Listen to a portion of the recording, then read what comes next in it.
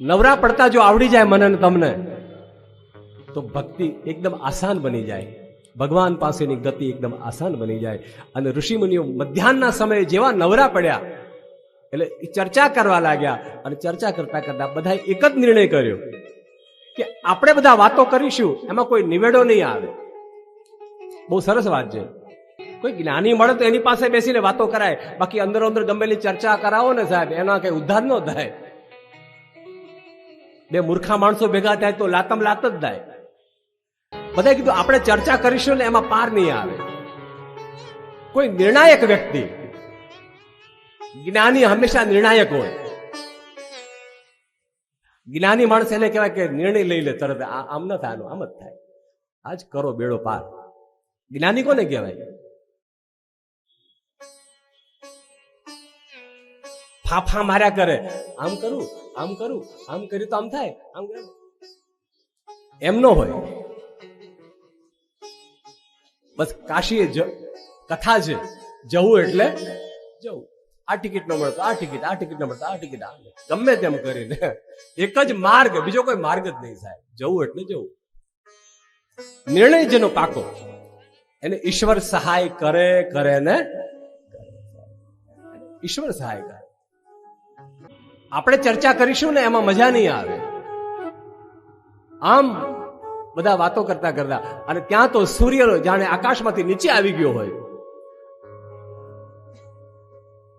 આ કૃષ્ણે નરજસા વર્તમાનો નિવેશયન્ન મૃતન મર્ત્યંચ હિરણ્યેદ સવિતા રથે દેવ.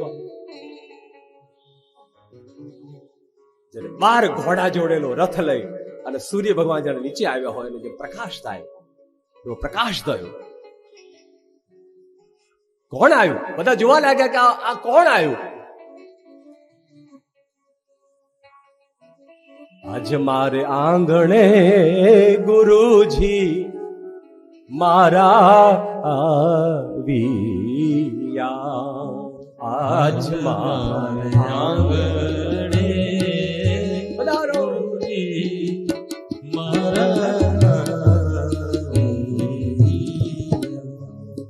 આજ મારા આંગણે ગુરુજી મારા આવ્યા.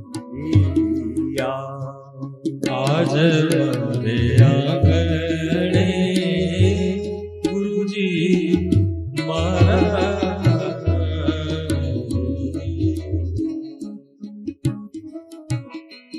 પધારો. બધા લોકો ઉભા થઈ ગયા. કોણ આવ્યું? સૂત મહાપુરાણી આવ્યા, રોમહર્ષણજી. એનું નામ છે રોમહર્ષણ.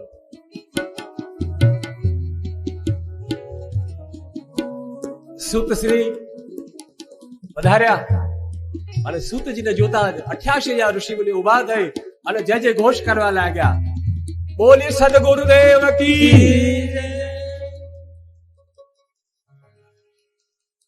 કોઈ એવું આદર્શવાન વ્યક્તિ આપણે ત્યાં આવે ને તો બધું કાર્ય છોડી દેજો.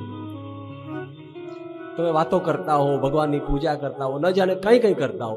ઘણા લોકો તો કેવું કરે કે આમ સંત મહાત્મા કોઈ આંગણે આવે, કોઈ બ્રાહ્મણ આંગણે આવે, કોઈ અતિથિ કોઈ આંગણે આવે ને તો પૂજા કરતા હોય તો ઉભા જ ન થાય. અને પાછા ક્યાંય ખરા મારે પૂજાનો તો કડક નિયમ, ભલે કોઈ પણ આવે.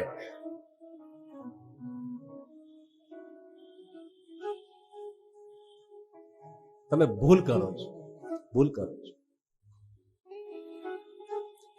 તમે ભગવાનની પૂજા કરતા હો અને કદાચ કોઈ મહાપુરુષ, કોઈ અતિથિ, કોઈ પણ વ્યક્તિ, ભૂખ્યો દુખ્યો વ્યક્તિ આંગણે આવી જાય ને તો કદાચ તમે પૂજા અધૂરી છોડી અને ઉભા થઈ જાઓ થોડી વાર માટે તો એમાં કોઈ દોષ નથી લાગતો.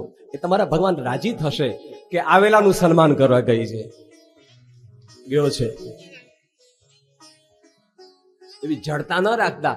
એવી જડતા રાખશો ને તો ભગવાન નારાજ થશે.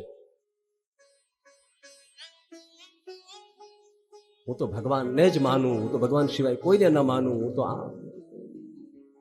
અરે ભગવાનને નહીં માને તો ચાલે, પણ ભગવાનની કહેવાની વાત તો માન. કૃષ્ણને નહીં માને તો ચાલે, પણ ગીતાના વચનોને માની લેજે સાહેબ, તારું કલ્યાણ થઈ જશે. અમારા કૃષ્ણને માનવાની જરૂર નથી.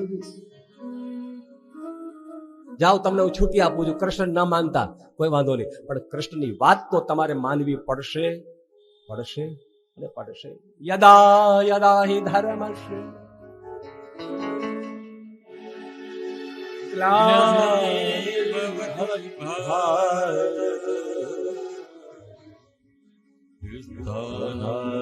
ધર્મસ્ય તદાત્માનં સૃજામ્ય. પવિત્રાણાય સાધુ વિનાશાય ચ દુષ્કૃતા ધર્મ સંસ્થાપનાર્થાય સંભવામિ યુગે સંભવામિ યુગે. મારે રામને ન માનો તો ચાલે, પણ રામાયણને તો માનવી જ પડશે. આગળ ચાલીને કહું તો શિવને ન માનો તો વાંધો નહીં, પણ શિવ પુરાણને તો માનવું જ પડશે. શિવ પુરાણ સાંભળવું પડશે, માનવું પડશે.